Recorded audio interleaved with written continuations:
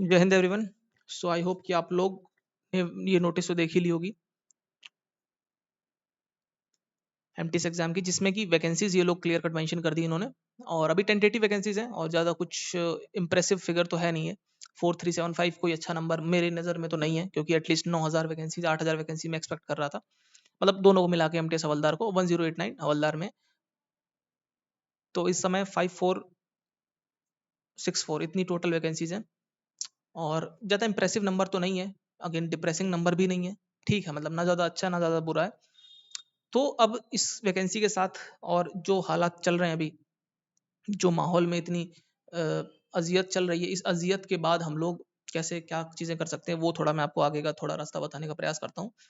और थोड़ी-सी मेरी बातें आपको, मतलब थोड़ी बातों को ना मेरी फेस वैल्यू पे लेना, मैं ये नहीं कहता हूँ कि जैसे मैं बोल रहा हूँ वैसे मान लो। थोड़ा-सा उसमें ब्रेनस्टॉर्म करो कि मेरे उसके पीछे बोलने का थोड़ा-सा रीज़न क्या हो सकता है यार। मतलब कुछ सोच के ही मैं बातें बोल रहा हूँ, क्योंकि फॉर द सेक ऑफ, मतलब बोलने के लिए सिर्फ़ नहीं बोल रहा हूँ।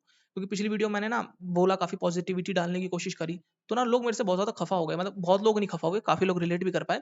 2-4 लोग बहुत ज़्यादा मेरे से वैसे बोलने लगे कि आप रैशनैलिटी से नहीं सोचते हो, आप फाइनेंशियली वेल ऑफ हो, तो इसलिए आपको ना दर्द नहीं समझ आता लोगों का, जो लोग मतलब ऐसे दूर एग्ज़ाम सेंटर पड़ेगा, इतने पैसे लगेंगे, फिर दोबारा देने आएँगे। और मतलब कई-कई बातें बोल रहे थे, तो मैं उनको बताना चाहता हूँ कि मैंने ये सब चीज़ें, जिन बाज़ारों में आपने सब्जियाँ ली है, मैंने भी वहीं सब्जियाँ ली हैं। ठीक है? मैं कोई नए प्रदेश से नहीं आया हूँ, मार से नहीं आया हूँ। मैंने भी अपने विद्यार्थी जीवन में संघर्ष इतना ही करा जितना आप लोग फेस कर रहे हो। ठीक है? पैसों की तंगी, सब चीज़ें मैं बखूबी समझता हूँ मैं। और फाइनेंशियली वेल ऑफ, ये सब बातें बोलने से आप एक तरीके से आप खुद को वो मत करो कि नहीं, नहीं आप ये कर लोगे, आपको फ़र्क नहीं पड़ेगा, पड़ेगा। जितने भी बंदे गवर्नमेंट जॉब में हैं, मतलब गवर्नमेंट जॉब की प्रिपरेशन कर रहे हैं फॉर द लेवल बी तक, ग्रुप बी तक, वो सब पता ही किस सिचुएशन में है, आपको बखूबी पता होना चाहिए ये बात। जो ग्रुप ए में आ रहे हैं जो बंदे, वो तो एक अलग ही केस हो गया, वो तो फिर केस डिफरेंट है। लेकिन बी तक के सारे बंदे पता कैसी मारामारी से जूझ रहे हैं। एनीवेज़, तो वो पॉज़िटिविटी मैं आपको थोड़ा लाने की कोशिश ये कर रहा था कि ना, अभी देखो, अब यूट्यूब पे भी ना सुर बदल गए हैं लोगों के, टीचर्स के सुर बदल गए हैं कि नहीं, नहीं अब ठीक है, अब एग्ज़ाम ऐसा है, थोड़ा आप खुद को प्रिपेयर करके चलो, ऐसा करके चलो, वैसे करके चलो। पहले वो लोग, अब ठीक है, अब क्रांतिकारी बन सकते हो, बनना भी चाहिए, क्योंकि चीज़ें अगर गलत हो रही हैं तो रेवोल्यूशनरी एक्शंस लेने चाहिए लोगों को। अगर ऐसा नहीं होगा तो फिर चीज़ें गलत होती चली जाएँगी। लेकिन मैं बस आपसे इतनी बात कहना चाहता था पिछली वीडियो में, जैसे मान लो आप अभी इस सब में पड़ गए, आप पैनिक हो गए, या फिर आपको ना डिप्रेशन, मतलब डिप्रेस्ड स्टेट में चले गए, पढ़ नहीं रहे हो 4-5 दिन से, 10 दिन से, तो फिर ना ये वैकेंसी दोबारा नहीं आएँगी। फिर 2026 की बात करना, समझ रहे हो? ये साल फिर गया आपके हाथ से। ये आपको साल नमस्कार करेगा और चला जाएगा। फिर आप ये रोते रहना। फिर बोलना कि नहीं-नहीं ये सेंटर यहाँ पड़ा। अरे जो है वो करना पड़ेगा। भाई एसएससी ने तो आपसे कहा नहीं था कि उसका फॉर्म डालो। आप ही आए ना गवर्नमेंट जॉब लेने, तो आपको फेस करना पड़ेगा भाई। जो है सो यही हकीकत है। मैं इससे ज़्यादा हार्श, इससे ज़्यादा रूड हो, मैं क्या करूँगा यार, आपके आँसू से अपना आँसू मिलाकर? मैं आपके कंधे से कंधा मिला दूँगा। क्या फ़ायदा होगा बताओ? मैं आपकी बातें बटोर लूँगा, अरे कितना सर, कितने अच्छे सर हो, अरे वाह! क्या बात आपने बता दी, मैं तो बहुत खुश हो गया, ये वो। मुझे इससे कोई गिला-शिकवा नहीं है। आपका एग्ज़ाम क्लियर होना चाहिए बस। रूथलेस समझते हो, रूथलेस, बेरहम, ऐसे बन के, बिकॉज़ लोग बेरहम हैं, आप नहीं जानते यार। अभी कॉम्पिटिटिव एग्ज़ाम में आप देखना लोग कितने बेरहम हैं। आप किसी भी एग्ज़ाम का, चाहे यूपीएससी हो, चाहे स्टेट पीसीएस हो, सीजीएल वगैरह को, उसका कभी मेज़ देना आप। जो अच्छे बंदे पेपर देते हैं, देखोगे यार हद पार कितने रूथलेस बंदे हैं यार, वो कितने रूथलेस हैं। आपकी वहाँ पे कोई लेने, अरे नहीं, नहीं सर आप इतने दूर से आए हो, पढ़ के नहीं आए, अरे नहीं आप ये तकलीफ हो गई, वो तकलीफ, उनको कोई फ़र्क नहीं पड़ता भाई। वो भी तकलीफ झेल के आ रहे हैं। और वहाँ क्योंकि वहाँ पता है ना, कट थ्रोट कॉम्पिटिशन है बिल्कुल, मारा-मारी बिल्कुल। जैसे रूथलेस डॉग्स होते हैं ना, दे आर वेरी रूथलेस। वो जो उनको मिल जाता है ना खाने का टुकड़ा, फिर दोनों लड़ते हैं सही से, फिर जो जीतेगा उसी को मिलेगा। सर्वाइवल ऑफ द फिटेस्ट भी कह लो उसको, थोड़ा सटल लैंग्वेज में, थोड़ा मतलब अच्छी लैंग्वेज में। एनीवेज़, तो इतनी मैं ज्ञान की बातें देना नहीं चाहता आपको, बस इतना कहना चाहता हूँ, जो सिचुएशन चल रही है, अगर आपके साथ मान लो बुरा हो गया, एग्ज़ाम हॉल आपका पेपर कैंसल हो गया, तो आपका एग्ज़ाम दोबारा होगा। आपका मान लो सेंटर दूर पड़ा है, तो आपको एक बार जाना ही पड़ेगा, इसके अलावा कोई और चारा नहीं है। बैठ के आप रोते रहोगे या फिर कुछ करोगे, कंप्लेंट करोगे, अब तो सेंटर बदलने वाला है नहीं। जो करना है होगा, मैं कह रहा हूँ बदलाव आएगा और ज़रूर आएगा एसएससी में, कोई इसमें दो राहें नहीं है। लेकिन जब तक आएगा तब तक वैकेंसी हाथ से निकल जाएगी यार। इतनी छोटी-सी बात समझ आती है ना आपको? बस। और एक छोटी बात ये भी है कि मान लो एग्ज़ाम माउस नहीं काम कर रहा है, ये नहीं काम कर रहा, सर्वर लैग कर रहा है, ठीक है? मेन इश्यू जो है सर्वर लैग कर रहा है। माउस तो ख़ैर काम करेगा, स्लो काम कर रहा है। ये स्लो है ना, वो इश्यू आ रहा है। क्लिक कर रहे हैं 4-5 बार क्लिक करने में हो रहा है। तो मैं आपसे इतनी सी बात बोलता हूँ, आपको भी ये बात पता होगी ज़्यादा, मतलब आपको तो एक आधा तो मॉक लगा ही होगा ना, 45 मिनट का समय मिलता है। ये बात आप दिल की गहराइयों में जानते हो कि 30 मिनट का पेपर है बस वो। और अगर मैं अपनी स्पीड बताऊँ कि बहुत स्पीड में अगर मैं सॉल्व करने बैठ जाऊँ तो 20 से 25 मिनट में खत्म है पूरा मॉक वो, मतलब पूरा वो पेपर अगर देखा जाए, पूरा एनालिसिस करने बैठूँ तब मैं। बिकॉज़ जीएस में थोड़ा बहुत जो क्वेश्चन आते हैं ना डीप वाले, जिसमें थोड़ा आपको कैलकुलेटेड गेस देना पड़ता है, उसमें थोड़ा सोचना पड़ेगा और इंग्लिश के 2-4 क्वेश्चन में सोचना पड़ेगा। बाकी तो आपने तुरंत देखा, तुरंत मारा, ऐसा है। तो ये 15 मिनट तो वैसे बफर है ना आपके पास। मैं कहता हूँ प्रैक्टिस करना है तो 40 मिनट मान के करना बस। बस बात खत्म।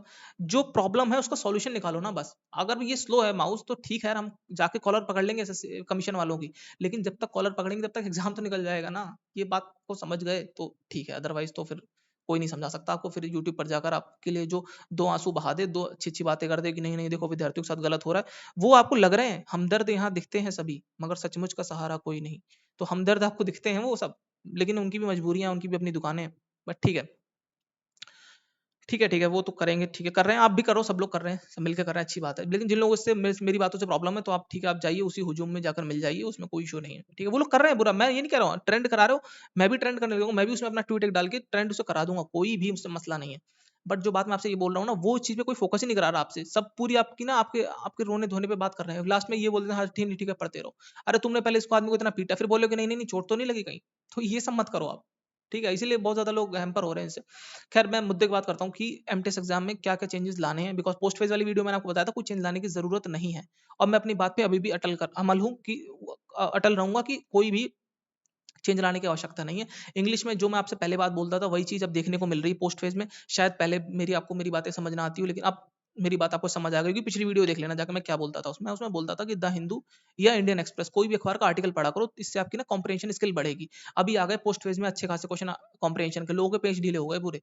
वो बोल रहे हैं कि क्या हो गया, इतना बड़ा पैसेज समझ ही नहीं आ रहा एक बार पढ़ने में, फिर दोबारा उसको पढ़ने गए तो इतना टाइम लग गया। मैं आपसे कहता हूँ अगर आपने ये चीजें पढ़ी होती ना, आप एक बार में कॉम्प्रिहेंड कर लेते कि कहना क्या चाह रहा है, एक बार में कॉम्प्रिहेंड कर लेते। 3 से 4 मिनट से ज़्यादा समय नहीं लगता मुझे द हिंदू के कोई भी आर्टिकल पढ़ने में, कॉम्प्रिहेंशन जो आता है उसको पढ़ने में।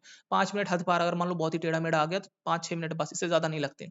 पूरा कॉम्प्रिहेंड करूँगा, जो बड़ा वाला आता है ना, जो आपने अगर द हिंदू अखबार देखा हो तो उसमें एक बड़ा वाला रहता है जो एडिटोरियल पेज पे रहता है।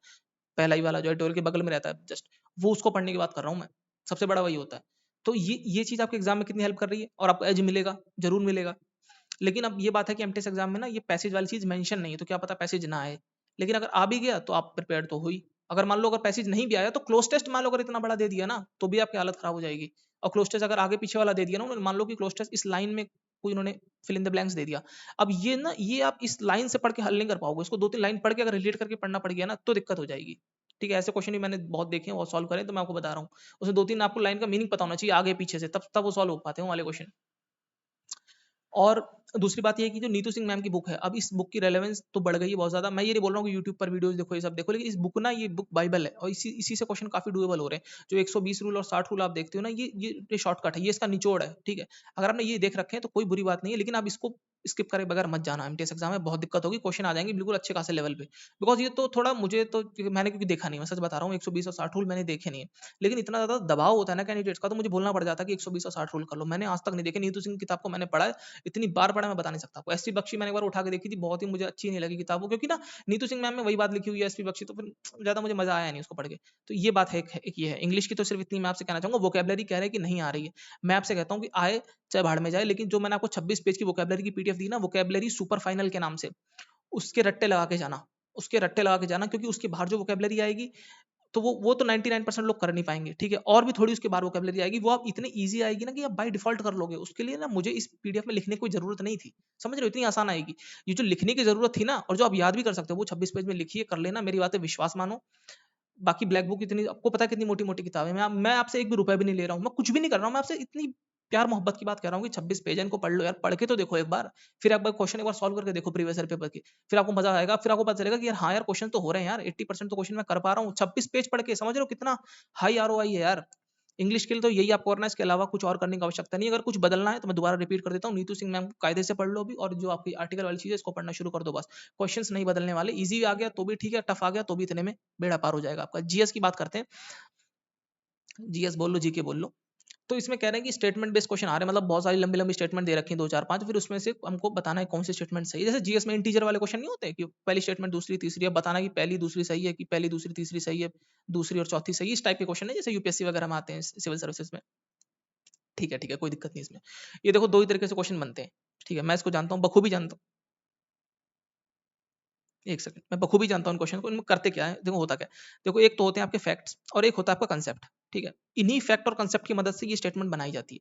या तो आपसे उसमें फैक्ट पूछेगा कि बताओ भाई साहब ये ऐसे ऐसे हुआ था इस फला फला तारीख को, ठीक है, या तो आपसे कंसेप्ट पूछ लेगा कि इस कंसेप्ट मतलब इस लॉजिक की वजह से ये एप्लीकेशन होता है इसका। मान लो आपसे पूछ लेगा कि वेजिटेशन पूछ ली, मतलब वर्ल्ड की वेजिटेशन पूछ ली, सवाना में कौन सी वेजिटेशन होती है, या फिर आपसे पोलर टुंड्रा रीजन की पूछ ली, तो आपको कंसेप्ट पता होना चाहिए कि वो रीजन, मान लो कोई आपसे कंट्री पूछ ले कि इस कंट्री में क्या वेजिटेशन जनरली पाई जाती है, तो आपको पता होना चाहिए कि वो किस कंट्री किस मतलब ट्रॉपिक किस जोन में फॉल कर रही है। फिर आप बता दोगे कि हाँ भाई साहब वहाँ ये पेड़ होते हैं, मतलब समझ रहे हो, आपको कंसेप्ट पता होना चाहिए, आपको नॉलेज पता होनी चाहिए, फिर आप इसको सॉल्व भी कर सकते हो। सो द थिंग इज कि दोनों चीजें आपको पता होनी चाहिए और दोनों चीज को आप अंडरमाइन नहीं कर सकते, फैक्ट भी और कंसेप्ट भी। कंसेप्ट बोले तो जो उसका लॉजिक है, जो भी मतलब मान लो ज्योग्राफी में जनरली लॉजिक होता है, या फिर जैसे कि मान लो अपना ये है लक्ष्मीकांत में पॉलिटी में, तो पॉलिटी में मान लो कोई चीज पे अगर क्वेश्चन आ रहा है तो एप्लीकेशन पे आएगा कि नहीं नहीं ऐसा क्यों नहीं हो सकता, क्योंकि ऐसा लिखा है संविधान में। तो मैं ये आपसे इतना कहना चाहता हूँ, जो आप पढ़ रहे हो उसी को पढ़ने की जरूरत है, उसको मल्टीपल टाइम रिवाइज करो। और अभी शायद ये लोग मॉक्स वगैरह बदल दें, जो ऑनलाइन वगैरह मॉक देते हैं, अदरवाइज मैं आपको 25 क्वेश्चन का एक मॉक मैं खुद बनाऊंगा, खुद पर्सनली बना के मैं आपको समझा दूंगा कि देखो जो आपने पढ़ा है ना इसको अप्लाई कैसे करना है, बस जो आपने पढ़ा है वही पढ़ना है, उसके अलावा कुछ और नहीं पढ़ना, बस अप्लाई आपको वही करना पड़ेगा। एक छोटी बात मैं आपको और इसमें ऐड ऑन करना चाहता हूँ अपने एक्सपीरियंस की बेसिस पे, वो ये कि जो पोस्ट फेज में जीएस आती है, ठीक है, और जो एमटीएस में जीएस आती है, इसका इससे कोई भी लेना देना नहीं है, ठीक है। इनफैक्ट जो पोस्ट फेज में आती है, जो स्टेनो में आती है जीएस, इसका एमटीएस से कोई लेना देना नहीं, इसमें बड़े ऊट पटांग क्वेश्चन पूछते हैं। एमटीएस एग्जाम बहुत स्टैंडर्ड एग्जाम है, बिकॉज इसमें जीएस और इंग्लिश पे मेरिट बनती है, तो ज्यादा ऊट पटांग क्वेश्चन पूछेंगे ये लोग, तो पूल ऑफ कैंडिडेट जो मैंने आपसे बात बताई थी, जो पेपर देने वाले लोग हैं वो तो उसी नॉलेज बेस के साथ जा रहे हैं ना, तो जाहिर सी बात है कट ऑफ डाउन चली जाएगी, समझ रहे हो। और मैं आपको एक छोटी बात और बताना चाहता हूँ, जो मैं वीडियो के लास्ट में ये बात इसलिए कह रहा हूँ ताकि जो लोग पहले चले गए तो चले गए, उनको छोड़ो। अब जो आप मेरी बात ध्यान से सुनना, इस बार मौका बहुत ही अच्छा है, वो इसलिए बिकॉज इस बार अगर मान लो जब चीजें ना रीसेट हो जाती हैं सब, तब चीजें बहुत आसान हो जाती हैं। अब सब ना लेवल प्लेइंग फील्ड पर है, जो नया खिलाड़ी जो मजा खिलाड़ी सब लेवल प्लेइंग फील्ड पर, अब चीजें रीसेट हो गई। अब मान लो पेपर टफ भी आ जाए, वैकेंसी भी कम है, टेंडर भी नया आ गया, और मान लो इसमें पेपर भी अगर टफ आ जाए तो सोने पे सुहागा हो जाएगा भाई साहब, मैं बता रहा हूँ। पूछो क्यों? क्योंकि अगर मान लो टफ क्वेश्चन आ गए 25 में से, मान लो 15 क्वेश्चन टफ हैं और 10 ही क्वेश्चन डुएबल हैं, और 10 क्वेश्चन वो स्टैंडर्ड से आएंगे, मार्क माय वर्ड्स, मैं अपने एक्सपीरियंस बता रहा हूँ, 10 क्वेश्चन स्टैंडर्ड से आएंगे, और 10 क्वेश्चन अगर आप कर लोगे तो उतने पे ही मेरिट डिसाइड हो जाएगी, बस 15 क्वेश्चन को छोड़ो, क्योंकि इधर लोग नेगेटिव कर देंगे 1/3 की नेगेटिव, तो वो पहले आउट हो गए। ये बात मैं आपसे हवा की बातें नहीं कर रहा, 22 23 24 का पूरा इन डेप्थ एनालिसिस है, पूरा पूरा मेरे पास आंकड़े हैं, कि तब मैं आपको बता रहा हूँ जो स्टैंडर्ड क्वेश्चन है वही गेम प्ले करेंगे। अगर टफ पेपर आ गया तो इजी आ गया, जैसे कि मान लो पोस्ट फेज का 10th वाला आ गया, काफी इजी आ गया, तो कोई बात ही नहीं है, लेकिन इजी आ गया तो एक्यूरेसी मेंटेन करना। अदर देन दैट बहुत अच्छा आपके पास मौका है, अब आने वाले दिनों में आपको वीडियोस बना बना के चीजें समझा दूंगा कैसे यूज कर सकते हो अपने इस नॉलेज को। आई होप मैंने सारे पॉइंट यहाँ पर एड्रेस कर दिए हैं। वैकेंसीज अच्छी खासी हैं, चुपचाप पढ़ते रहो, कोई भी बदलाव करने की जरूरत नहीं, जो बदलाव करने के चक्कर में पड़ गया तो वो बदलाव ही करता रह जाएगा एग्जाम से पहले पहले, क्योंकि अब इन 50 दिनों में ये आपके लिए एक शौक है यार, समझ रहे हो, एक अचानक से आपको झटका लगा, आप चीजें नहीं बदल सकते हो, बहुत से लोग बदलेंगे भी नहीं, वो जो स्टैंडर्ड पढ़ रहे हैं ना उसी को मजबूत करेंगे, उसको इतना पॉलिश करके ले जाएंगे ना कि उससे अगर क्वेश्चन आएगा तो बस खत्म है फिर। अगर आप बदलने चले गए कि नहीं मैं ये कर लेता हूँ, ये एक्स्ट्रा चीज ये पढ़ लेता हूँ, ये वहां से कर लूंगा, मान लो आप पोस्ट फेज से आप कुछ क्वेश्चन देखोगे, कुछ थीम आइडेंटिफाई करोगे, एरियाज, आप सोचोगे कि क्वेश्चन रिपीट होते हैं, चलो मैं इन्हीं एरियाज पे फोकस करता हूँ। मैं आपसे कहता हूँ करना चाहिए फोकस, लेकिन जो प्राइम फोकस आपका इसी पे रहना चाहिए, मतलब 8 टाइम इसको दो, 2 टाइम इसको दो, 80% इसको, 20% इसको, बस आपको इतना करने की जरूरत है इस मोमेंट पे। एक बार आंसर की आउट हो जाएगी तो उसके बाद चीजें और काफी हद तक क्लियर हो जाएंगी। और ये तो बात मैं मान के चल रहा हूँ, काफी इन्होंने बेतुक की चीजें करी है इस बार एसएससी ने, जो जो भी इसका एग्जाम करा रहा है, क्योंकि ना क्वेश्चन रिपीट हो रहे हैं काफी, जो रिपीट हुए ना जिस शिफ्ट में अभी हुए हैं, किसी ग्रेजुएशन लेवल एग्जाम में बता रहे हैं लोग यूट्यूब के ऊपर, तो वो तो पेपर कैंसिल होने के बहुत हाई चांसेस हैं। अगर पेपर कैंसिल नहीं हुआ तो काफी लोग काफी बैकफुट पे रहेंगे, तो ये चीज थोड़ा सा आंसर के आने के बाद ही पता चलेगा, एसएससी कोई नोटिस जारी करे। बाकी ये थी पूरी जानकारी, तो मुझे लगता है कि आपको ज्यादा घबराने की आवश्यकता नहीं है। कोई आपको और डाउट वगैरह हो तो आप कमेंट बॉक्स में कर सकते हो, क्रिटिसाइज भी कर सकते हो मुझे, क्योंकि जो पिछली वीडियो में लोगों ने क्रिटिसाइज मुझे करा, और मुझे अच्छा भी लगा कि ठीक है, काफी लोग अभी काफी प्रभावित रहते हैं यूट्यूब की बातों से, और उन्हीं के शब्द रहते हैं, तो मतलब उनके खुद के शब्द नहीं होते, उनके शब्द होते हैं यूट्यूब वाले को, तो ठीक है, अच्छी बात है, मुझे कोई इसमें आपत्ति नहीं है। बाकी मिलते हैं आप लोगों से अगली वीडियो में, तब तक के लिए गुड बाय, जय हिंद।